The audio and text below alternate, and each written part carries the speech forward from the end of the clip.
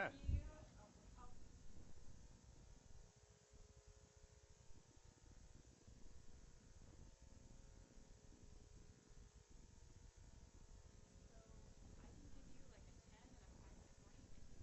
Yes, please. Yeah. Yeah. And super. And we're targeting to finish at.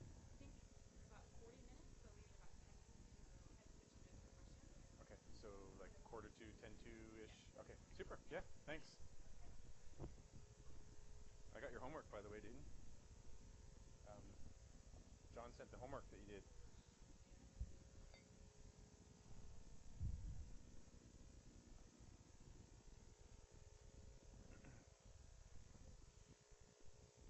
I think we're about to start, Dane, so if you can just maybe hand out the last bike map, and then you can sit at the back and you got your back there? Okay, that's good. They can come up and get it at the end.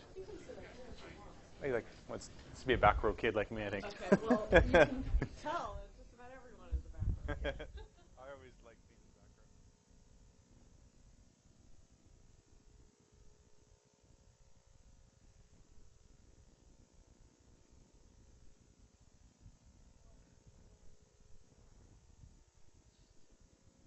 Yeah, no, it's good. Glad to be here.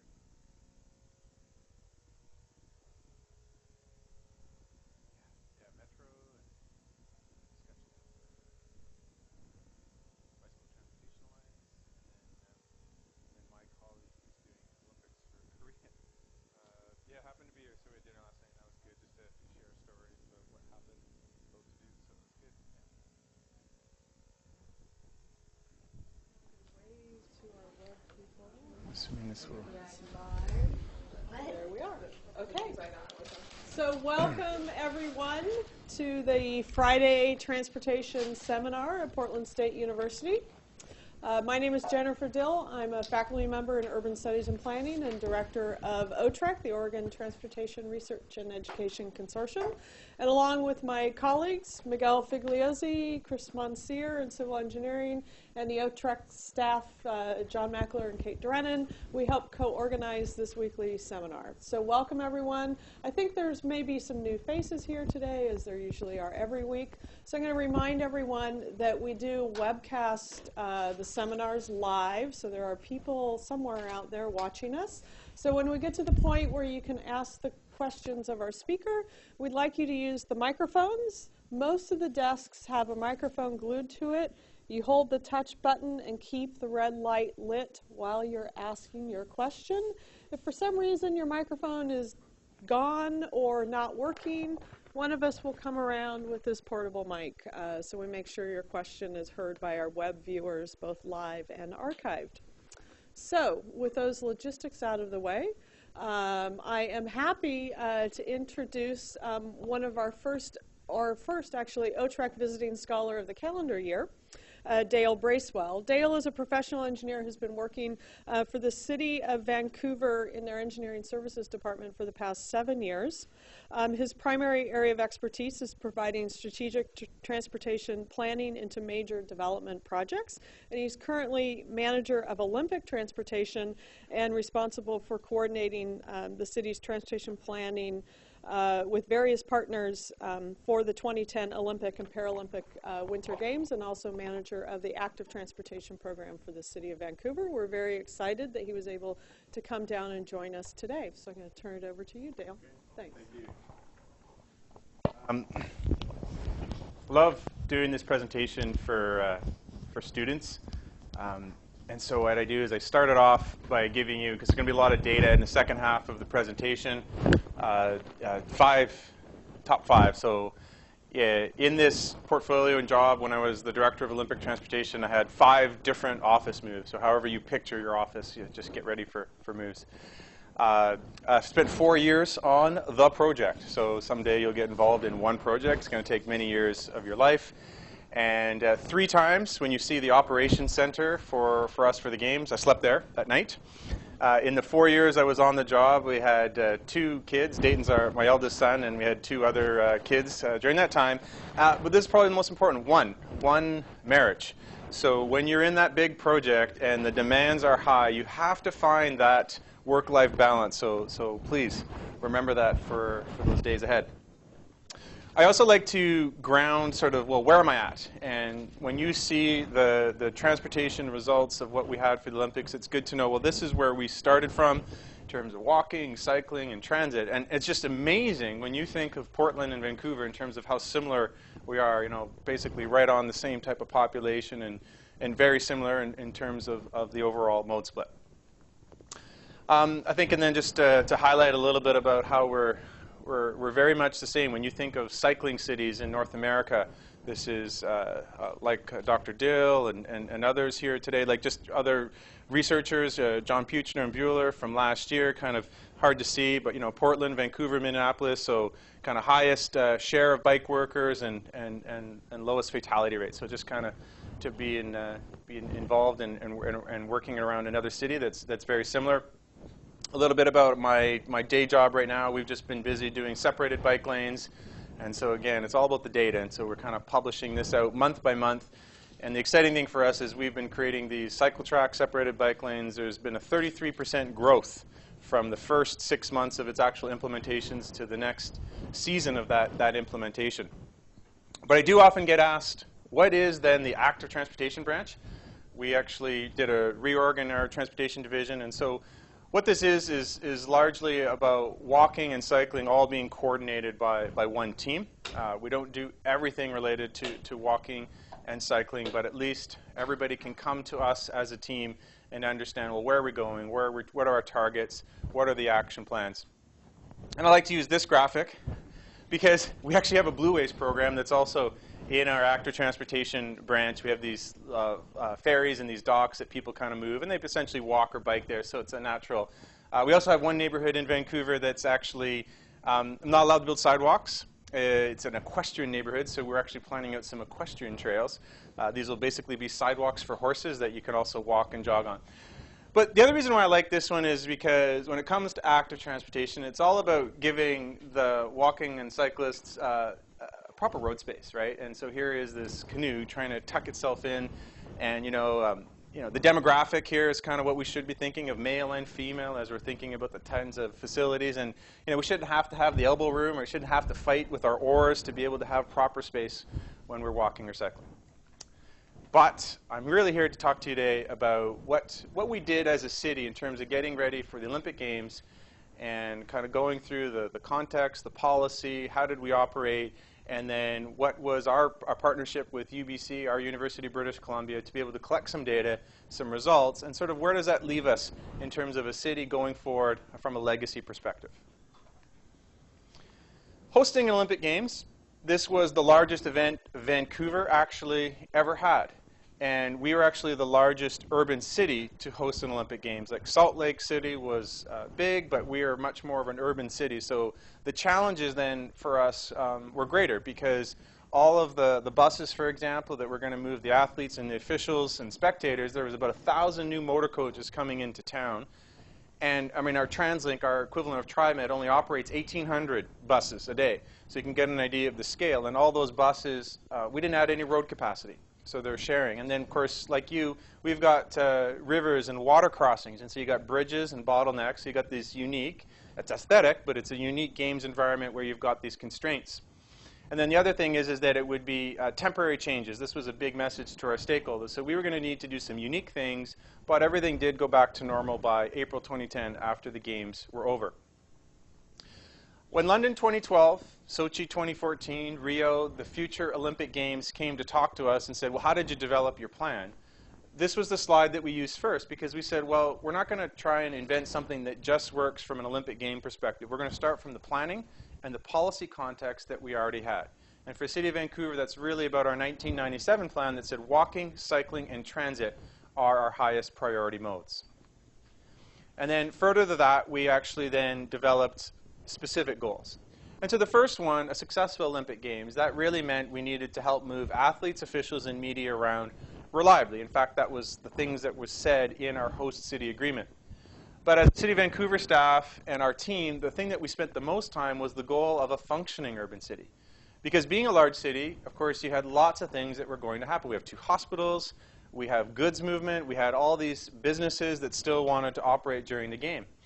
One of our stakeholders, the Midwives Association, babies were still going to be born.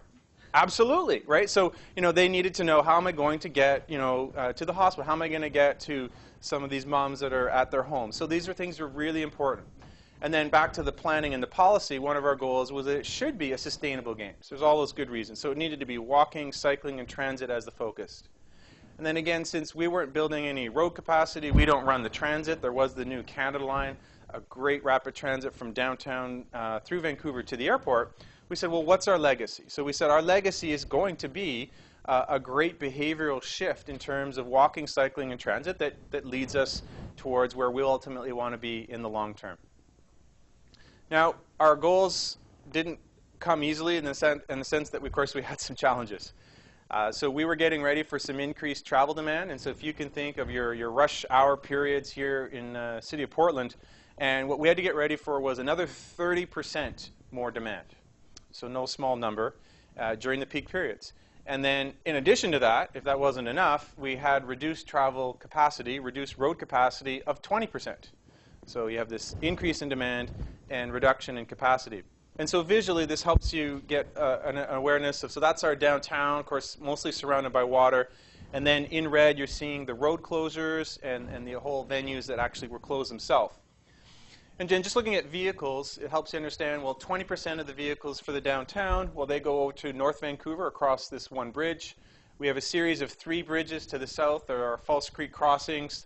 And that's 45% of vehicles. And then what we call the downtown neck, a series of roads to the east. That was 35% of the vehicles. And so what happened with all the red, the security closures, is we lost 50% of the road network from the downtown to the east. And from a screen line or a cordon perspective, that equaled to 20% overall. And this slide was what we call the clanger slide. When we were meeting with stakeholders, we showed them, well, we know what the vehicles into downtown, that's the orange graph, is on a 24-hour basis, midnight to midnight. As you'd expect, you have a 3-hour rush period with a true 1-hour peak. Okay, so, well, we can handle that as in terms of an 85% capacity, and every day we kind of do that. And then in blue was actually the new Olympic vehicles, whether they be motor coaches or small vehicles that we needed to get ready for, and we had done the modeling on that.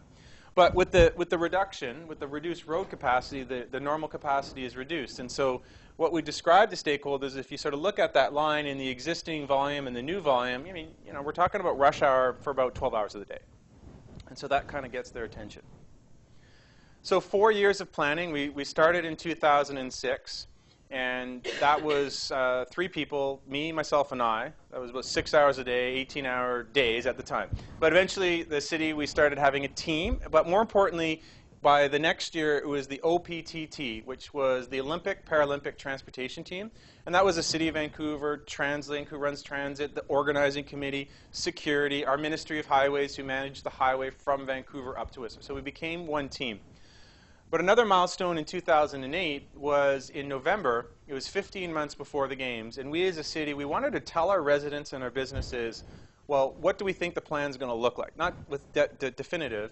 And Van Ock, the organizing committee, everything needed to be polished and look good, and they just weren't ready for us to go out. But we did it anyways. We said, well, we got to let them know. And so we announced where the security closures. And that was really useful because there was a big appetite. People just wanted to know, how am I supposed to plan my February 2010? Maybe I want to leave town. Maybe I want to get ready. Maybe I'm a business that needs to make adjustments. So that was really useful. So then by the last year, we had 3 versions of an integrated plan. So all the partners. And the last integrated plan was a ceremonies plan, because you had these unique days when the torch was coming on the opening day, and you had the closing ceremonies when Canada beat USA and US hockey. That was right. So anyways, that all happened, and of course, torch relay comes. I'll come back to the Travel Smart 2010 Challenge. That was our big TDM effort. So doing the planning, unfortunately for me, that meant essentially we needed to come up with a whole new citywide transportation plan. And so it's not really important. You need to know what colors all the maps lines are. But what's important is through the modeling and effort we did, the large concentrations of things that needed to happen in and around the downtown. And then you could see a big part of our west side of Vancouver needed nothing, even though this was one of the hockey venues. Because with the vehicle trip reduction that we needed, which I'll come back to, I mean, essentially we didn't have to impact the entire city to be successful. So there was a bit of a science behind where we needed to change the plan. So in the downtown, it was just completely complex. So we had these additional maps of walking and cycling in particular, where basically we said, don't drive at all in this area, take transit, get off, walk and bike the rest of the way. And then every venue. So when your Portland Trailblazers play just across the river tonight, Phoenix Suns, 7 o'clock. But the venue would look completely different. The whole access and the egress and the way security would say people can come in would be different. And so this big white tent, this was a vehicle screening area tent, and I'm not quite sure how it happens. A vehicle considered dirty comes in, goes in, dogs sniff it, guys with guns, they look at it, and it comes out clean. That's all I know. And then whether you're a spectator, media, or official, everybody needed to go through essentially like what you do at the airport, mag and bag, and check you through. So all these things, they take up real estate. Everything looks different. And so we had people doing that every venue.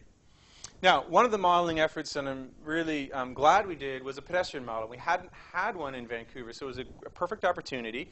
And in fact, one of your local consultants, PTV America, actually were the ones that helped do this for us. And what you could see, just like level of service for cars, is the width band was the amount of pedestrians we were expecting on the streets and the sidewalks, and then the color meant how much shoulder room, how congested it was going to be. And so through the model, we were able to say, well, if the sidewalks meant that with the volumes they would be dark red, maybe we would take over the curb-to-curb space, give it over to pedestrians, and it would still be the same width, but then it would go green. And so this is how we worked with our partners to determine not only the access and the egress, but ultimately where we would close streets as pedestrian corridors. Engagement. For a big part of our transportation planning process in Vancouver is engaging the public, engaging stakeholders. We had 180 stakeholder meetings over the last couple years leading up to the game. That wasn't just myself, like there's a whole team of people, but just, again, the Midwives Association, the truckers, the business associations, we just kept going out and meeting and explaining the plan, explaining where we needed their help, and doing it in various ways. So the Travel Smart 2010 Challenge, this was just interesting because after we did all the modeling and had known about the security road closures, we knew we needed a vehicle trip reduction of 30%, which is just huge. Like, how the heck are we going to do that? So there was actually 6 weeks between January 1st and February 12th. I still remember the meeting where we were with the city engineer and the city manager, and we just did the math. 30% divided by 6 weeks equals 5%. We said, hey, let's come up with a campaign. And what the campaign will say is, in the first week of January, please try and not drive. 5% of you, okay? Some of you just need to try this. Walk, bike, take transit, telecommute from home. And then by the second week, we want 10%. And then ramping up 15, 20, 25, 30, so that we would have achieved the 30% that we needed by opening the ceremonies on February 12th. Now, the other thing you need to do when you do this campaign is you need to hold yourself accountable. You need to measure. So we were measuring the amount of vehicles. So after the first week, we would go out to the media and say, well, how did people do? So here's you get audience participation. So by the third week, we would need how much percent reduction? 15. And then the next week, what did we tell the public what they actually did? What do you think it was? 17. Anything else? 12. It was 4%. But this is the most important. It didn't matter. Because the Olympics hadn't started. This was a campaign. And so then, like in the media, they're telling us how bad it's going to be. My face is in front of the camera, and I have to defend. Oh, it's only 4. But what's more important is that you keep trying. Every week, we want a little more of you to try and walk. Get the bike out of the basement. Get ready. And then certainly be there by the 30%. And sure enough, by February 12, 2010, 34% was the vehicle trip reduction. And it helped, by the way, as transit was coming online more and the security road closures came on. All those things help encourage people to actually change. So this is just a highlight of kind of all the operations that we, as a city of Vancouver, led. And remember, this was then one part of a larger integrated plan. I already mentioned the 1,000 motor coaches that VanOck was organizing. TransLink brought in an additional 200 buses. Kudos to TransLink as a transit authority. The Canada Line, brand new system. The plan was to run 16 out of 20 trains. The contingency plan was to run 18 out of 20, which is reasonable because it was a new system. On the busy days when they carried 200,000 people on that system, they ran 20 out of 20 trains. So it gives you an idea of when we had these operational plans, just how much they were important, and the contingency plans. You don't normally, by the way, run your fleet at 100% utilization for 17 days. Okay, the other part of a large project is you get to have fun, and you come up with your own acronyms. So here you go. Listen to this. Get your deep voices ready. VTOC. The Vancouver Transportation Operations Center. Remember, 3 nights. So anyways, what we had here is we converted a meeting room into be this hub. We had schedules and numbers. People were in the field. We had various phones where we're talking to our partners or the emergency contacts, police.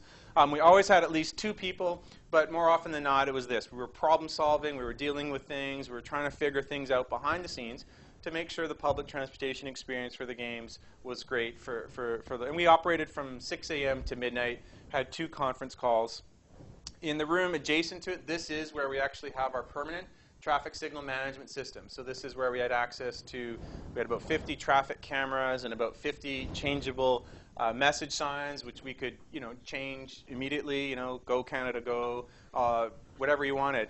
And then this one was important. It's just a nice Panasonic TV, and that's where we would stream in NBC or for us in Canada, CTV. And that was really important, not just for watching hockey games, but also because there was some protests that were happening in the first few days. And the aerial coverage that NBC and CTV were giving us that helped us in the operations, we couldn't get from a 50 static traffic camera. So all these things ended up being important for us. And again, just how we use those changeable message signs wasn't just about the which road closures, which dates, what's open. The other thing is when we closed, in this case, the Canby Bridge for security and operational reasons, I asked Vanek, I said, please make good use of that as an asset. And I took the snapshot of that photo and I sent it to their VP of Transportation. I said, thanks, because they just packed the buses in. They truly needed this extra space to be able to do it. And then this is an example of what wasn't in the plan. And so actually these buses further came up this street. This street was not a pedestrian corridor, but many, many people were using it as such and taking over the street. So one night we threw up the fence. These are clean vehicles, guys with guns. These are general public, can't come over here. We had to throw this together just to make the system work. And then a big part of being able to do that was traffic control. There were so many intersections that needed to have help that we had our federal RCMP security working with our local, our City of Vancouver police, and we had private traffic control to get it all done and done safely. Lineups, lineups, and lineups. And yet we had plans for all of these lineups. So the one on the top is actually one of TransLink's plans to the Canada line and just kind of making sure people felt the equity of lining up. They might sometimes have to wait 20 minutes to actually get on a train. And this was one of our live sites, our free celebratory sites that became very popular very quick. And so oftentimes there were lineups of over an hour up to 2 hours. And people were pleasant, people kind of came up. But if we hadn't planned out that in the urban domain on our streets, then these would have started taking over road capacity or other places. So we had to do all that. The other thing is coming up with some particular wayfinding for the games. And so these kiosks we got in just in time, different types, but now they're legacy infrastructure for us. And of course, the maps have been updated to reflect that. But we also did other things like these temporary signages, some other decorative lighting on our pedestrian corridors. The other thing that we were really fortunate to be able to do was when the Olympic Games come is kind of think about those pet projects, those sustainable transportation projects that we kind of still dreaming of doing, and finding a way to realize them at least for the games. And so we're working on a streetcar project in Vancouver. And so what we had was a right-of-way from one of the rapid transit Canada Line stations to Granville Island, which happens to be one of our top tourist destinations, and it was having a lot of programming for the games. And then with that right-of-way, what we decided to do is look for an MVP, a modern vehicle provider, someone who could do streetcars. And Bombardier, as a Canadian streetcar provider and an Olympic sponsor, were quick to say, hey, we'd like to partner with the city.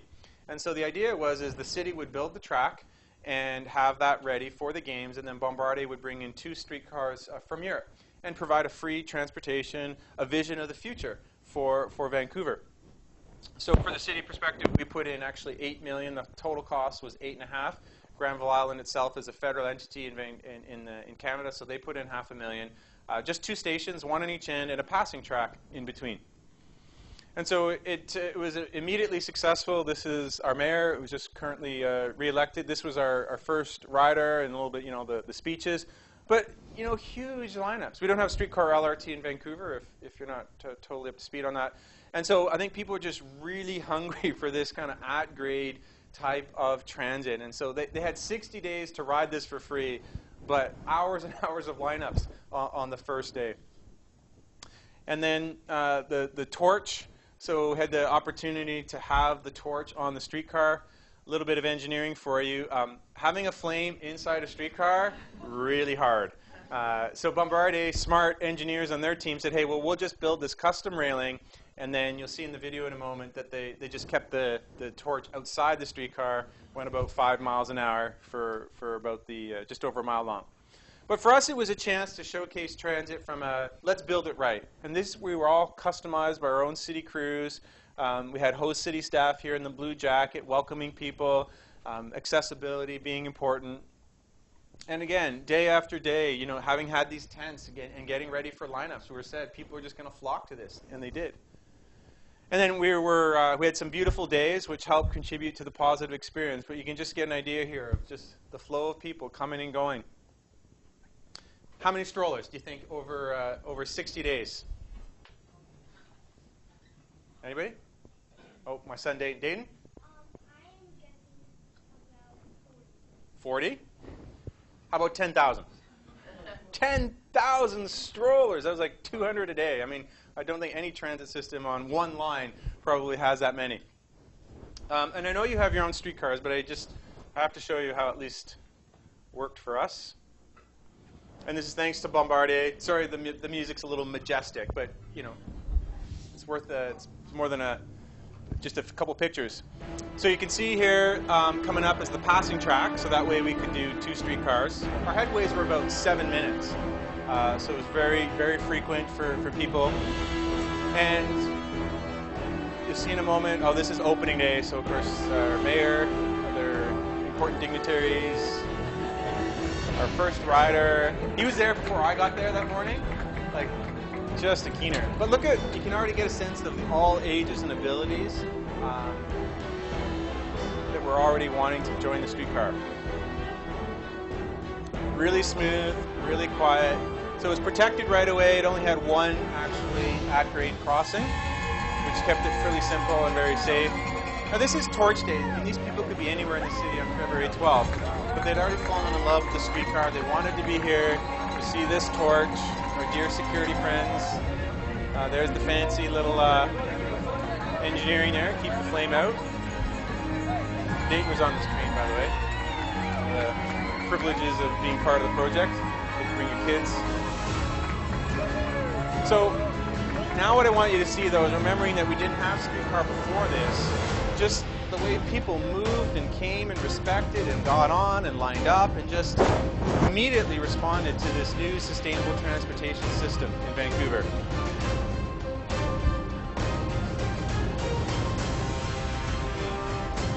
See these? Right here? Leather.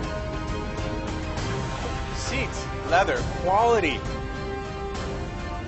But I mean, it's kind of, what vision do you have for your city? Like, what type of transportation are you willing to provide?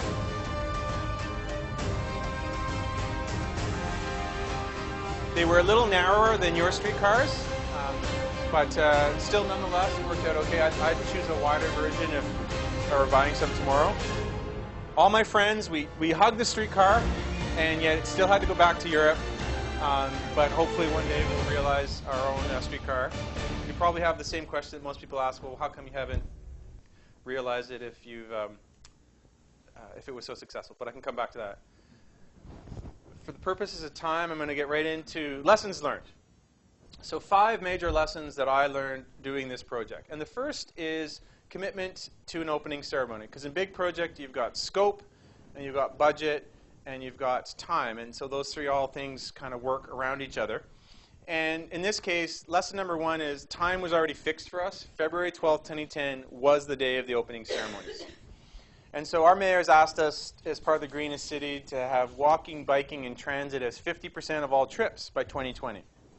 And so the lesson here would be, well, we should choose, let's say, February 12th, 2020, and commit ourselves now and tell our partners we have to work towards that date. It's not just an arbitrary date or an arbitrary year. Fix it now so that the only thing that's still left is budget and scope. Who's going to do what to be able to deliver it? And the other is just like the Travel Smart 2010 challenge. You have to measure continuously leading up to that goal, and then measure yourself on the day of to see if you've actually achieved it. Because we could have gone around and around with the partners and negotiated down to moving it to 2014, and that wouldn't have worked. So we committed to that. The second was redefining business as usual. And so what this was is like the pedestrian corridors. When we converted the street space based on the model to then only be 12 hours of the day, we could have done it simply and made it 24 hours of the day and just said, oh, well, it was just easier for us. But the businesses on those corridors understood why for 12 hours of the day it needed to be closed, but they wanted the on-street parking. They wanted the ability to do on-street loading for those hours of the day.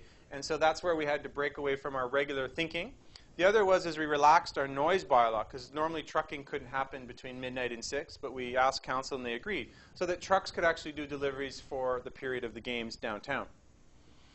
And then engineering for success. I told you about the citywide modeling that we did. I mean, we could have just grabbed, well, what did Salt Lake do? They were the last North American city. What did Torino do the last Olympics? And just say, okay, it's easy, right? Let's just insert that into Vancouver, and that would be our plan. But we didn't. We respected that we had a unique geography and a unique set of conditions, a unique mode split to come up with a plan. Then plan for more trips but less cars. The organizing committee for the games would have been happy if the message was, come downtown and celebrate, come to the venues if you've got tickets, but if you don't, stay at home. Easy, right? But we said, no, no, no, this is a unique time. Even if people don't have any access to any venues, it's going to be celebratory, it's going to be fun, you can walk the pedestrian corridors. And they did, and they came in massive numbers, and thankfully then TransLink was ready for all the transit trips. This was right after the gold medal hockey game, so this was a little bit more than what we actually planned for, but nonetheless, you get the idea. At least we were ready for that kind of volume. The other was this partnership. I'm presenting here from a host city, Vancouver perspective, but the success that we had was clearly the partnership that we had with all of our partners, again, all those stakeholder meetings that we had. And a lesson learned is for us, for our next long-range plan, we just got to keep doing that. We can't assume that we're the experts, and we've got to keep working with our partners to do that. So this is going to go really fast. It's data, so I can go through it quickly. But I felt it was so important to not just have a bunch of subjective opinions at the end of this, that we'd actually have objective results. And so we went and worked with, I'm going to skip through these because these are previous data, but working with UBC to conduct data that would then be collected during the games, and they had about 200 students out there in the field.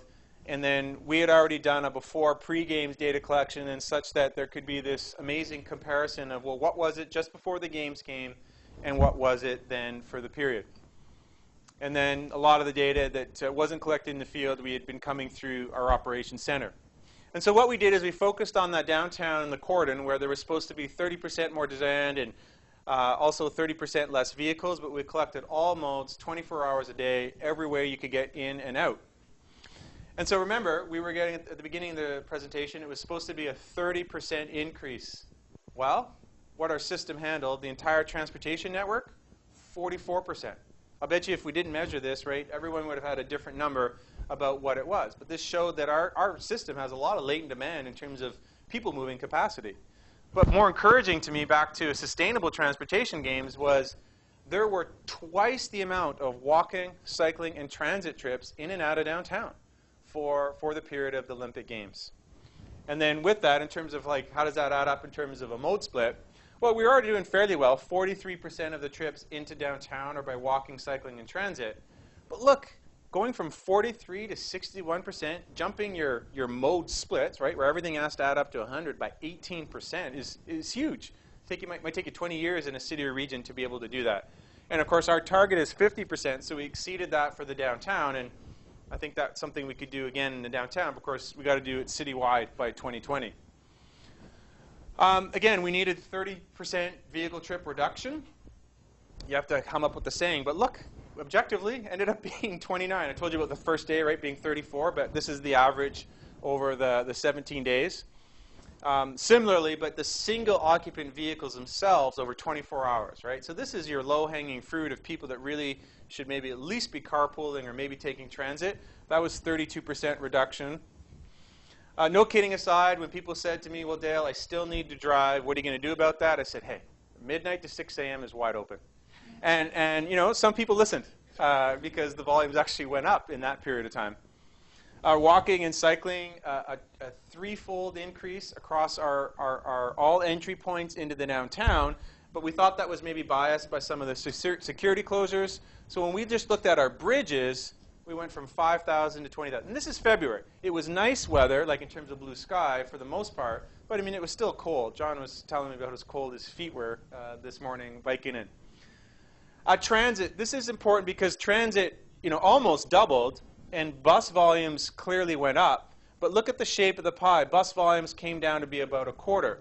Because the other four colors here, these are all the fixed aspects of rail transit, like our commuter rail, the C-bus, which is taking people to and from Vancouver to cross to North Vancouver, and then the regional rapid transits, the equivalent of your LRTs, except ours are driverless and mostly grade separated. But anyways, that's where people responded. They get the fixed lines on a map much more than they did the buses.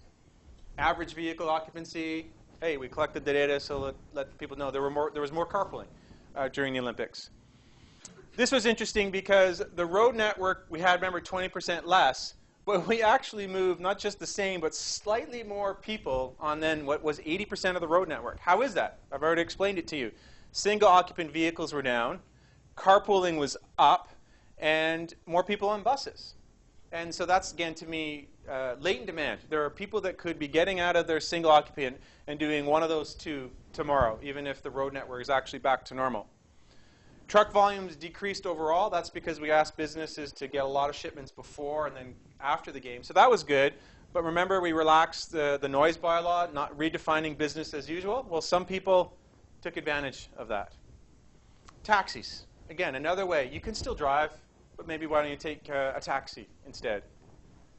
Olympic lanes. So these were dedicated lanes for just Olympic-accredited vehicles and transit buses. This speaks to why, and you guys do a great job of this, of your dedicated space for buses and transit. So there was a travel time savings, anywhere between 3 and 14. But the lesson learned is truly like, well, where it was most congested, of course, transit benefited the most. Olympic lane. Like down here, it really wasn't needed, a 3% change. It was still slightly better. I love this. So people going to venues, competition or celebratory, 8 out of 10, 80% walked, cycled, or took transit. And that's a new benchmark for us as it relates to special events, 8 out of 10. Streetcar ridership, we averaged about 19,000 for the Olympics. Overall, for 60 days, 9,000. Our peak day, we carried over 25,000.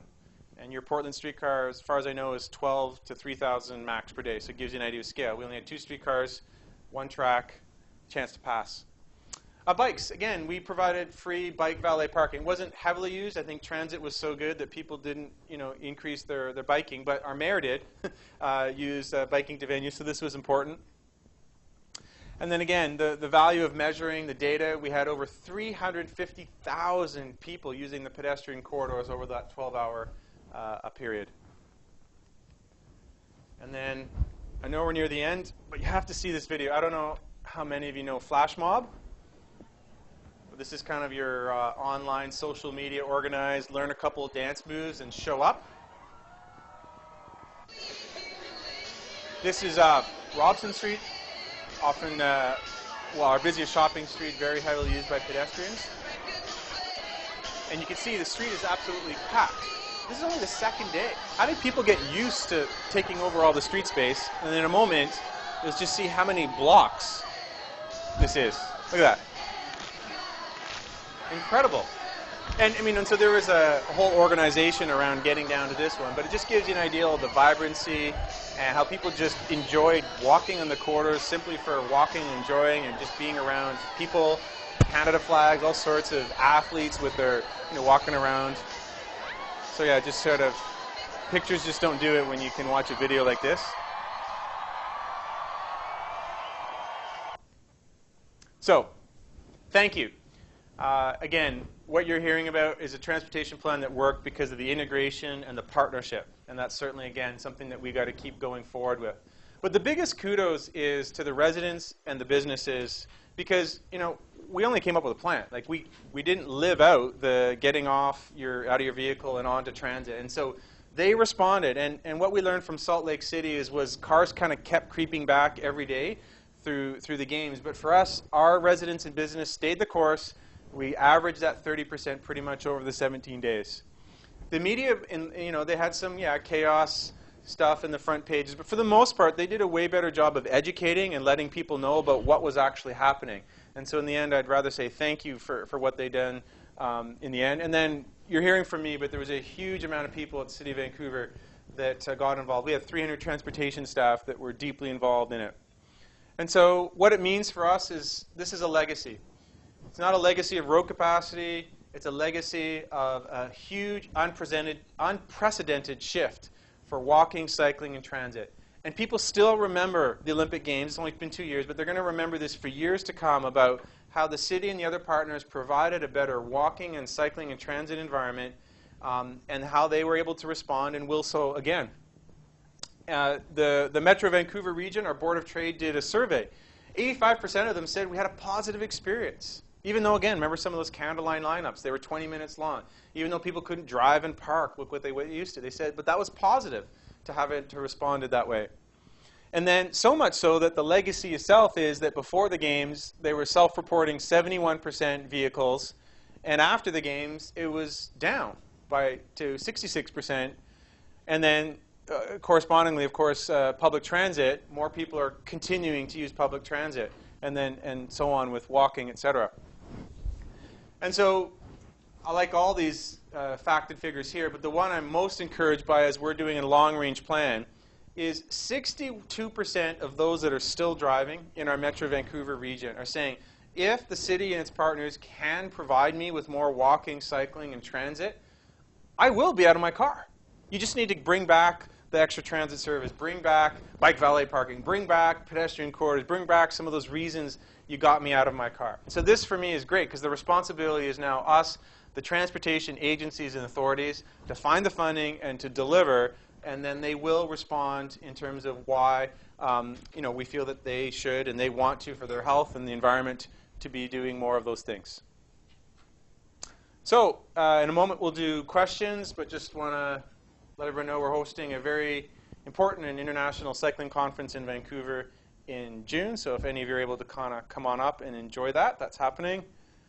And with that, happy to take some questions. Okay, we'll open it up. I want to remind people to use the microphone. If you don't have one, I will bring one to you. Please. I remember that the month, especially preceding the Olympics, it was a really low precipitation time for you guys in British Columbia. So I was just wondering if on an average winter you see a reduction of people using sustainable modes when the weather's poor. We definitely see a decrease in our bike volumes as it gets colder and gets rainier. So our Burrard Bridge, we have 3 times the amount of cyclists in July and August as we do in December and January. So what happened, at least for the games with the low precipitation, was at least we were more like spring-like, if not summer-like volumes, because people at least, okay, it was cold, but at least it wasn't cold and rainy.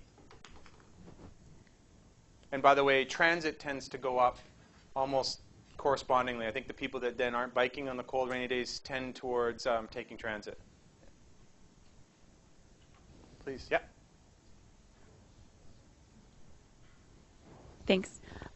So just looking at your 8 out of 10 folks that were going to Olympic venues that didn't drive, was there something you specifically did around parking, that parking was unavailable, or you didn't really accommodate for parking specifically to try and get those people that were going to Olympic events to take those other modes? Yeah.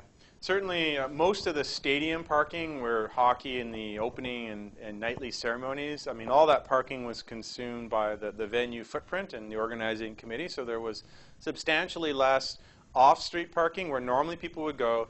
We, of course, in terms of the plan for pedestrian corridors and Olympic lanes, had no stopping in what otherwise would have been off-peak parking. So there was a lot of on-street parking.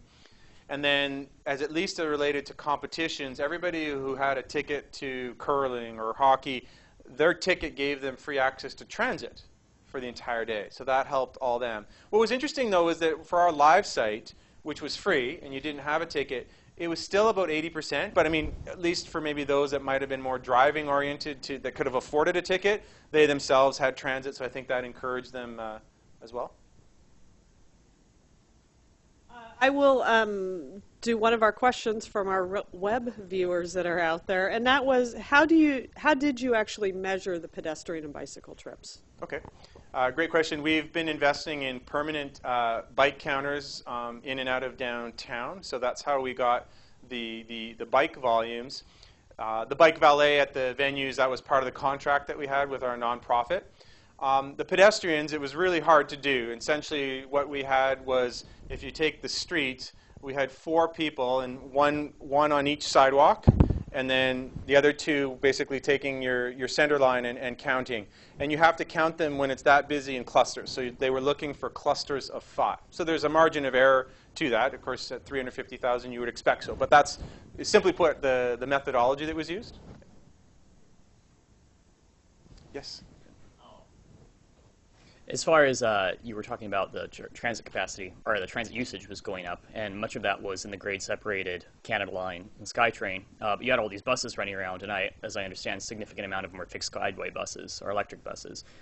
Was there a fleet that you used as an alternative bus source, or were you at capacity on that as well? How did that work?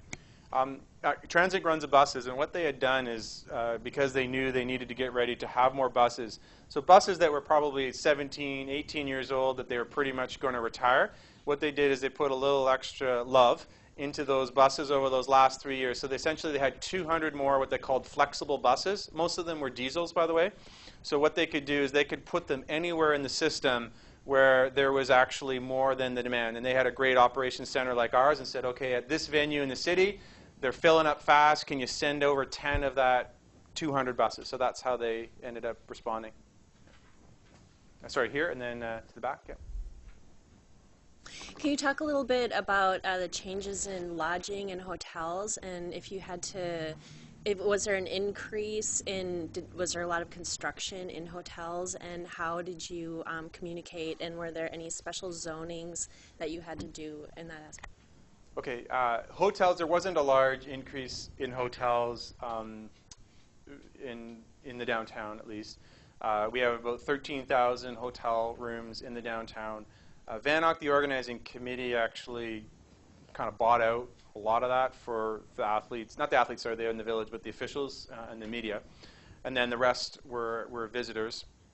But what still related to construction, we had to come up with a special permitting system because every part of the road network mattered, right? Like if we hadn't already planned it out to be a pedestrian corridor or an Olympic lane or a no stopping zone, every time what normally would have a permit that maybe you could take up the second lane for your large crane, well, we had to have a special permitting process. We had a special team that I was a part of to basically say yay, nay, maybe only from midnight to 6 a.m. No, can't be done past February 5th, has to be done in March. So that's how we basically made sure we weren't having road space that we couldn't know about. We called it the Olympic Road Ahead. Did you see, when you went to the Sweden versus Belarus game with me, did you see any parking spots totally packed, no one spot? Did I see any parking lots? Totally no park? Yes, I did. How many? Maximum? Maybe 3? Minimum? 1, because at least I saw 1. Very good. Very good question, Mr. Bracewell. Okay, I'm going to, another question from the web, and that was, how much of the transportation planning happened before you were actually awarded the Olympics that might have been part of the proposal, and how much was after? Okay. Every city, when they're bidding for an Olympic Games, it's usually about 7 years out, has to have a transportation plan. So, for example, in that bid document, we actually had committed to doing basically the Olympic line streetcar. But then what happens, as I was meeting the gentleman from Korea last night, who's the similar of me getting ready for the 2018 Olympics, and they were awarded last year, if VANOC or the organizing committee, the IOC, the International Olympic Committee, approves a change in your bid, then you're okay. And so basically, we had convinced them that we didn't really need the streetcar as per the bid. And then ultimately, we came back and realized we wanted it ourselves to actually be part of the project. So I think that what we had committed to was, again, 7 years prior, was that we would move the athletes around officially, reliably. But we didn't say that we would definitely use Olympic lanes, and we'd definitely make pedestrian corridors. There's still that kind of years of planning leading up to the opening ceremony where you're working with the organizing committee to kind of work that out.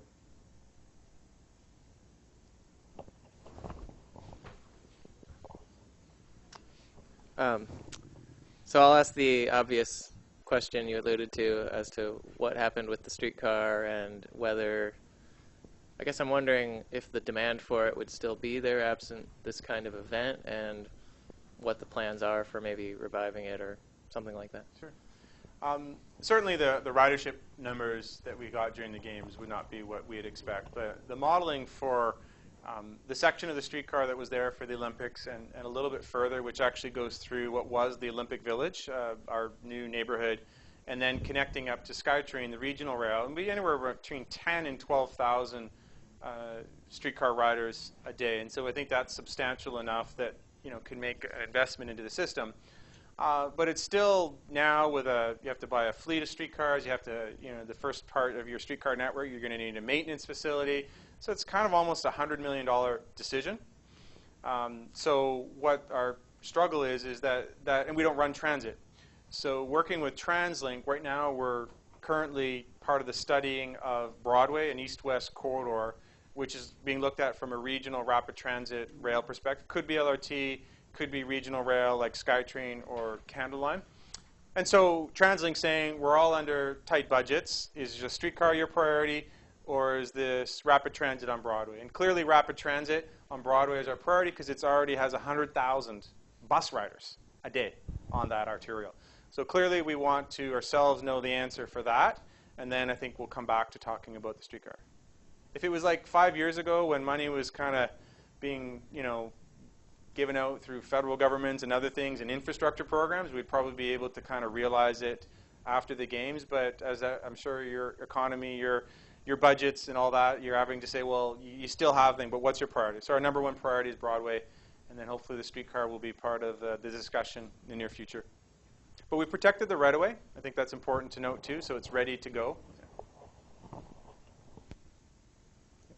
Sorry, okay. Obviously, a key ingredient to the legacy of what you've gotten from that experience was actually the experience of the Olympics that the citizens of your city had. Minus an Olympic Games, what did you learn about what was motivating people to buy into the experience of doing something different that gave you the result of people's change in behavior afterwards? What did you learn from that we could apply in a city that doesn't have an Olympic Games to motivate that kind of change? I think I'd say transit is the number one, and then the frequency of transit. Because from Vancouver to the north, with the North Shore where we live, and the C bus, there's 2 C buses that run every 15 minutes. And for the Olympic Games, they actually had 3. And so it brought it down to a 10 or even almost an 8-minute headway in frequency. And people just kept coming and coming from the North Shore to get to Vancouver. Because when I talk to them, because all my friends live in the North Shore, they're like, yeah, I just didn't have to think about it, right? I didn't have to time it out. And the C bus in off-peak goes every half an hour. But for like 12 hours of the day, you could go from North Vancouver into Vancouver, not worry about one of the 2 bridge crossings that you might get congested on and be there for an hour, and enjoy this transit experience. And so, again, with the Canada Line and SkyTrain, like 108-second headway. That's less than 2 minutes, pretty much for 12 hours of the day, right? So on the rapid transit lines, and then as per the gentleman's question, the buses, right? So where normally we'd have people being passed up on bus routes, by, again, adding more buses and giving more frequency, people would show up. Maybe you didn't get on that bus, but that next bus was coming 3 more minutes later, so no big deal. So I'd say just, if you could, in this city and region, just your LRT, what's your frequency in the rush hour on your red line? Okay, so if you get down to 5, I bet you your ridership and your mode split would go up like that. So that kind of thing. If you could simply just, even with the bus network and the rail, the LRT network and the streetcar, your streetcar headways, it's still 12-minute headways? Is it better now?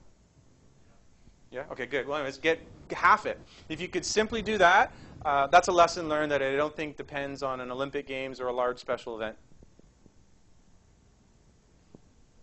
I think the gentleman, and then, yeah. By the way, we make streetcar vehicles here, so if you'd like to take some home with you, I'm sure we could work out a deal. Awesome. You mentioned the importance of the overnight deliveries to the businesses. The business community gets excited about on-street deliveries. In our Central City Plan update, we're talking about protected bike lanes downtown, and we're getting local on-street deliveries as an objection. I'm curious, since you mentioned you're doing protected bikeways in your downtown, how you're handling that. What we have the benefit of in Vancouver that you don't have here is back lanes. So albeit that some businesses still do prefer using on-street, as I think you're saying here in Portland, we're like, well, wait a minute, your whole building was designed to take deliveries in the back lane and garbage and other things. So I think that's the major difference is we have, and we'll talk more about, separated bike lanes and that. Having said that, where we're going in our long-range transportation plan is probably to still support more curbside loading, is going towards having not just dedicated zones, which we have, but those can get abused, and if our parking enforcement doesn't get out there and ticket and tow, also having them priced. And we're working with our business and our goods movement community to see if that is the right way to go. But that's one of the things that we're thinking about, because we know that those curbside parking and or loading spaces are going to become even more precious as the years go by. Sorry, yeah, she was next. Yeah.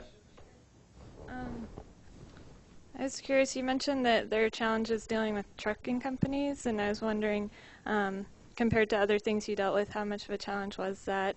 And who exactly did you deal with? Was there an organization that represented the trucking companies? And what kind of feedback did you get as far as how successful the coordination was? Sure. We have a British Columbia Trucking Association, so that would be like a Oregon Trucking Association, and so we're constantly working with them on all of our major transportation projects. So and they were very good about going through their members, about helping us know. Some of the biggest challenges were, of course, around the venues. How do you get the goods in these larger security footprint areas? And so a lot of the regular truck routes were not available in the way that they would normally. So that was one, and yet the organizing committee kind of led most of the, well, how are we going to make that work? Do they go through those, tents, or do they come in another way? But then even when we started doing the pedestrian closure areas, I mean, having a large truck in your downtown, sometimes needs 2, if not 3 lanes to make a turn. And so we ran into challenges with the size of trucks for some of the deliveries, and then really kind of needing to advise on, well, it's just not realistic that if you normally did that between 10 and 3, which, in the middle of our day would be a little quieter than the rush periods, to even try that. And so they listened, and we kind of worked through that. Or for that period of time, they accepted that we're just going to have to do smaller vehicles. But one of the fun challenges was the Bay, which was the big superstore, and that's where everyone was getting those red mittens. They had 17 WB-17, the large trucks coming to deliver between midnight and 6 a.m. to restock. It was constant. So yeah, we had some challenges. So we are at 1 o'clock, and before we thank our speaker, I will put in a plug for next week's speaker, which is our own Dr. Miguel Figliozzi. So hope we'll see some of you there next week. And thank you very much, Daryl.